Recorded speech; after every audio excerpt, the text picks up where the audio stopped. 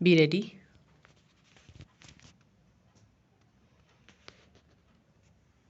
5 seconds. Start. The measure before the house is intended to remove some grave deficiencies in our arrangements for the training of technical personnel. At any time in any country, it would be a matter of very great importance that for the functioning of its industries, there should be technical personnel of satisfactory quality and in adequate numbers. For India, at this stage of her economic development, when the country is making the maximum effort for rapid industrialization with a view to achieving what we call self sustaining progress, there is nothing more important among the requisites for the success of our plans than this one factor of the availability of suitably trained personnel in sufficient numbers. This deficiency has persisted for some time. It has been brought to our notice by several committees that we should try to persuade the employers to make arrangements for the training of apprentices. The committee, of course, touched the question of institutional training also. Defects are to be removed in the case of both kinds of training, vis-a-vis institutional training and apprentice training.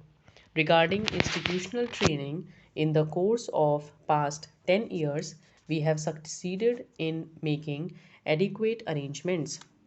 We had the experience in the course of the 10th plan, and also I should try the second plan of shortage of technical personnel of various grades for certain industries.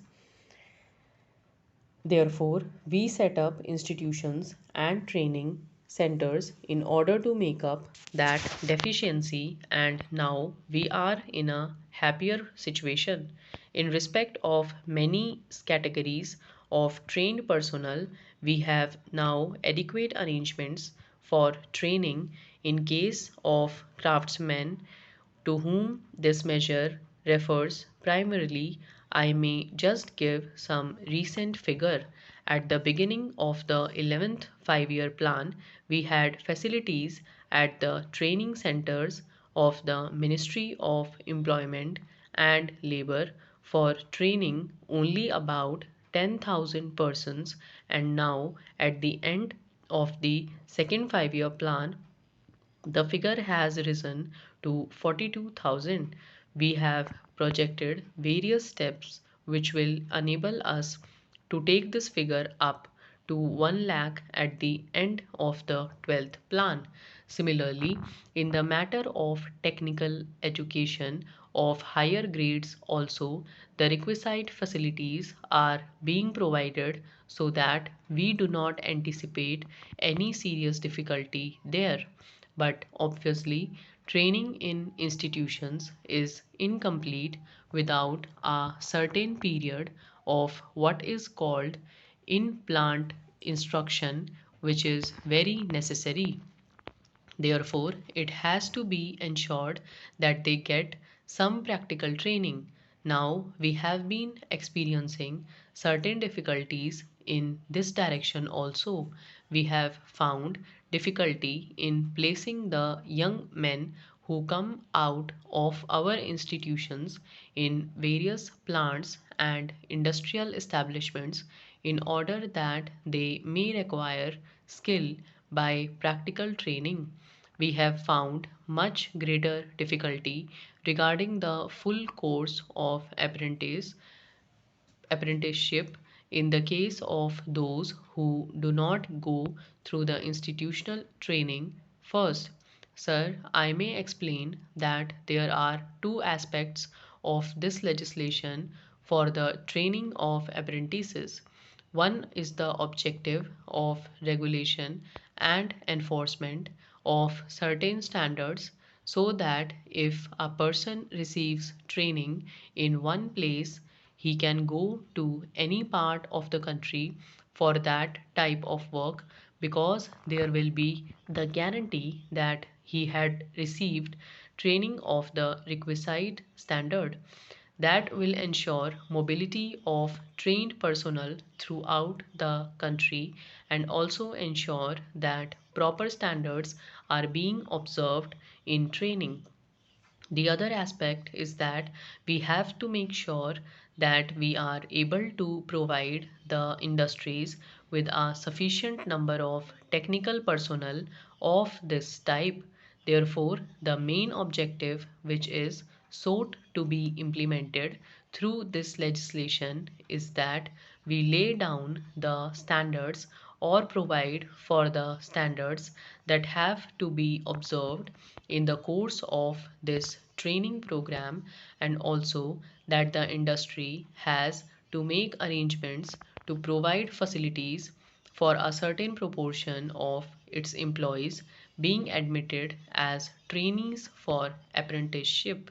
I will now refer to the various clauses of the bill just to explain very briefly the scheme of this proposed legislation. Chapter 2 refers in the first instance to the qualifications for being engaged as an apprentice. The age should not be less than 14 years, and certain standards of education and physical fitness as may be prescribed have to be satisfied.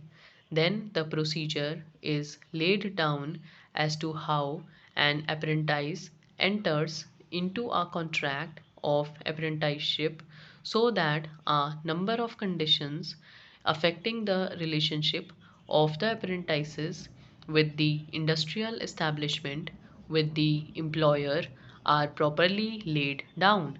Apart from these conditions, it deals with various other matters which are referred to in subsequent clauses. Sir, the period of training is also to be prescribed.